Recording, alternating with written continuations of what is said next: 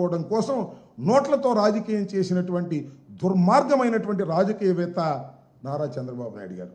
NT Ramarao గారు ముఖ్యమంత్రిగా ఉన్నప్పటి నుంచి నేను రాజకీయాలు చూస్తున్నా.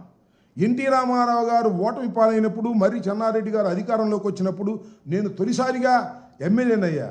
ఆ రోజుకి ఈ రోజుకి లెక్కలు చెప్పకూడదు, కానీ ఎంత వ్యత్యాసం అండి ఎన్నికల ఖర్చులు. దీనికి కారణం మధ్యలో చంద్రబాబే కదా, ఇంకెవరు ఉన్నారా?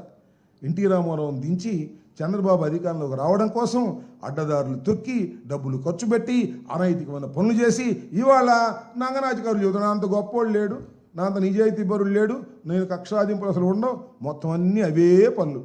ఇంతకన్నా ఏం ఉదాహరణ కావాలని నేను మనవి చేస్తున్నాను.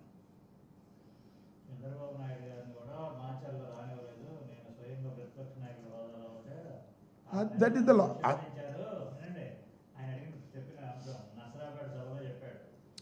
నేను విన్నాను నర్సాపేట సభలో చెప్పాడు.